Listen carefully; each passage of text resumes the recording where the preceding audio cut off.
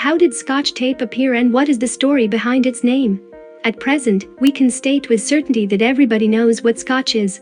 By the way, we are not going to speak about a famous Scottish drink, although some people might be disappointed.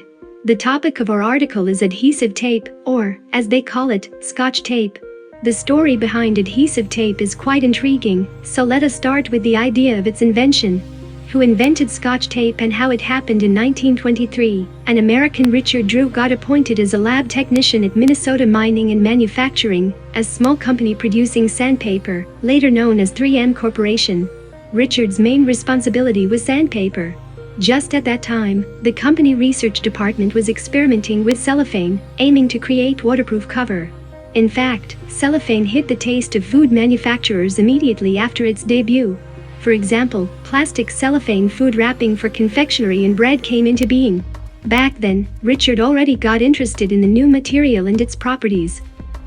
Richard Drew noticing Drew's initiative and diligence, the company assigned him to work in automotive shops and garages to monitor the testing of Wetterdry, a new sandpaper brand. One day Richard noticed that the workers faced a certain problem when doing the paint job. In fact, when the car body needed to have a two-tone look painted in two colors, the line at the border was uneven. Willing to protect the painted section, technicians would use special paper to cover it, but when removed after painting, the paper went off together with the paint. It took a long time to correct defects after that. Noticing it, Drew promised the technician to invent something that would help get around the difficulties.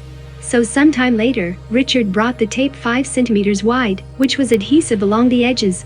Workers decided to give it a try, however, after painting the tape cringed. It was because the adhesive layer was only applied on edges, and the middle part of the strip got soaked with paint. Still, Richard was not discouraged and continued to test the tape. It took the engineer almost 5 years to improve adhesive tape. For example, Drew spent the whole year searching for the perfect adhesive to use. During his tests, Richard used so much cellophane that at the end of each working day, the waste had to be picked up by a truck. It was not until 1930 that the first adhesive tape roll was sent to a client in Chicago for testing. The customer's response was not long in coming. He was excited about the invention and recommended starting the mass production of Scotch tape as soon as possible. Scotch, the first tape, was made from rubber, resins and oils applied on a plastic base. Its advantages were being waterproof and able to be used with a wide temperature range. William McKnight, who at that time held the position of company president, decided that the tape had to be advertised not as a means of sealing packing, but as a budget material to extend the life of old things. The invention of adhesive tape coincided with the period of the Great Depression in the US, and Americans became very frugal and thrifty. People got used to the new product fast and came up with more and more applications for it. In fact, Scotch repaired everything from money, documents, and books to broken toys. While the company produced and sold only sandpaper in 1920, in 1937, only 37% of sales accounted for paper, and the rest 63% accounted for the sales of adhesives and paper or cellophane adhesive tapes.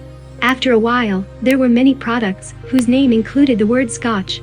Following adhesive tape, many other products were developed, such as masking tape, double-sided tape, marking tape and others. In 1947, Minnesota Mining and Manufacturing Company took a step further and began producing amateur audio tapes, and in a few years, videotape Scotch. 15 years later, adhesive tape from acetate was developed at 3M. When on the reel, it looked cloudy and amber, becoming transparent and practically invisible when being applied. However, with the advent of such a film, a new problem emerged, which Drew had no time to solve. Later sales manager John Borden solved it. A reel with integrated blade. The issue was that it was difficult to unglue adhesive tape from the reel, and after being cut off, the tape immediately stuck back, so its end could not be found. It was necessary to fasten the free end to some object. Moreover, scissors were not always at hand, and without them, tape was almost impossible to cut. Borden spent 1.5 years developing a reel with integrated blade, which would hold adhesive tape in the free end of the tape, and at the same time had a small knife to cut off necessary pieces. How come the tape has this strange name? At least once in your life you must have wondered why the Scotch name is used for adhesive tape, and why it is so in tune with the famous drink. In fact, like most well-known product names, the tape got its name quite by accident. When Richard Drew brought the prototype of adhesive tape to the studio, and it cringed after painting, the workers said it was because the adhesive was applied only on edges, that is, in simple words, because of parsimony.